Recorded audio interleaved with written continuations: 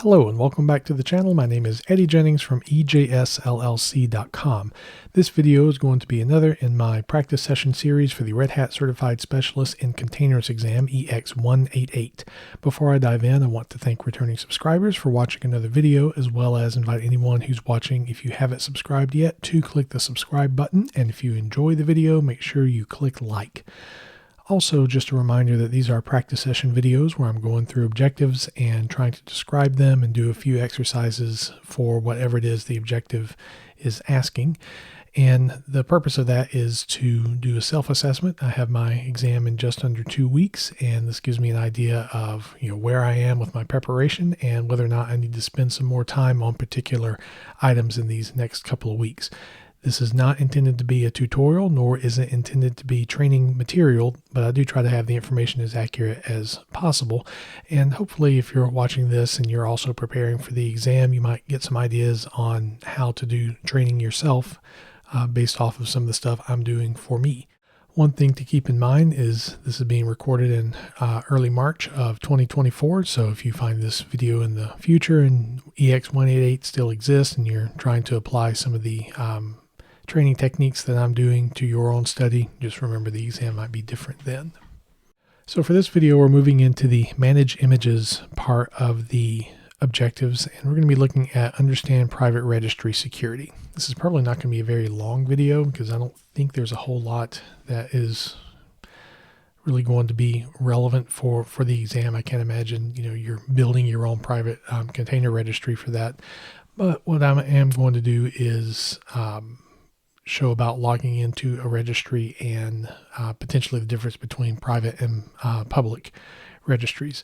One key difference that you've probably seen in some of the other practice session videos, if you've watched them, is I tend to pull images from the registry.access.redhat.com registry, because you don't have to log into that. The registry.redhat.io, I would have to log in with my Red Hat account credentials. So what I have done is within GitLab, apparently GitLab offers container registries, and so I made myself a little private project, the RHCA EX188 Practice and its container registry. I'll zoom this in a bit, maybe make it more readable. You lose the side stuff.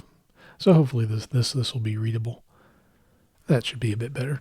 I made a copy of the UBI 8 container image and uploaded it to this registry, and let's see if we will be able to download this particular image.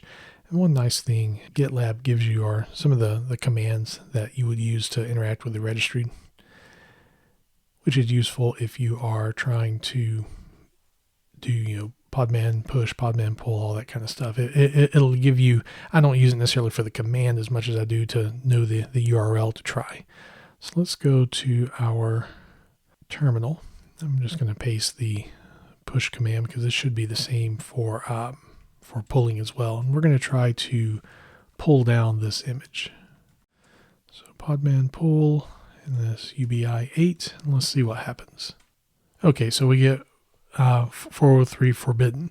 The curious thing about this is it didn't give us a 404 error. So, you are able to see what's happening, but the 403 forbidden tells us that we have to authenticate. So before I authenticate to do that, we're going to try something. And what I'm going to do is set the project itself to be public, or actually, let me see if I can do that on the container image. I doubt it. See details. Nope. Do anything here? No, it's just getting rid of tags, because the tag itself is latest. Can delete the image from the repository. I don't think there is anything I can do to, that just gives me the full name of it.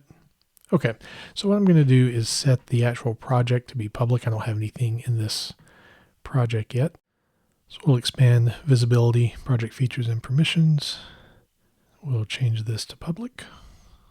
Oh, this is neat. So I guess I could do it on just the container registry itself, perhaps. So I don't have to do that for the entire project. Kind of good to know. I purposely didn't really dig into this much for the practice session video because I figured I would show, how you can discover stuff. So let's change this to allow anyone to pull from the package registry. Let's see if we get a different result.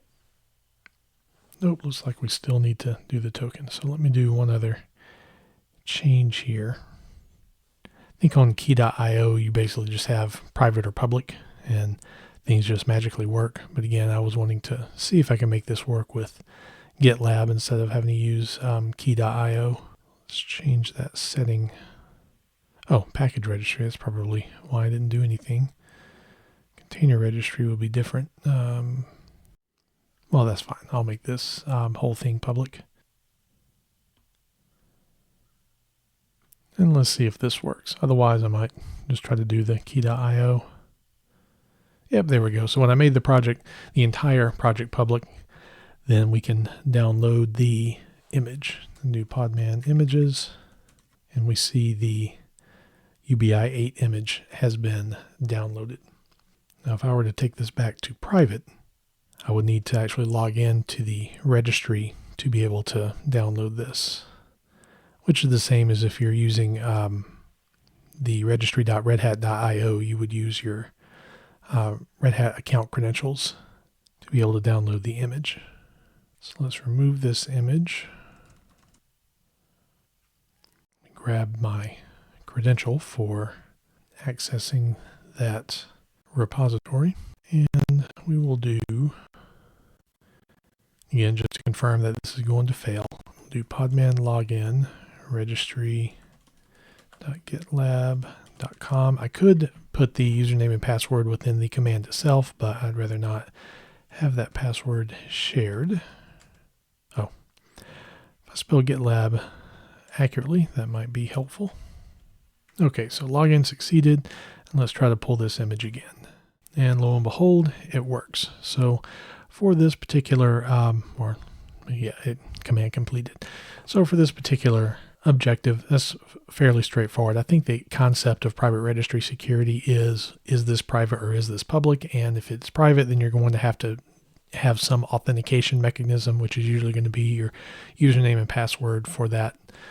This actually, I have multi-factor authentication for my GitLab account, so I had to create a access token within GitLab to be able to use something like Podman Pull to be able to get the image.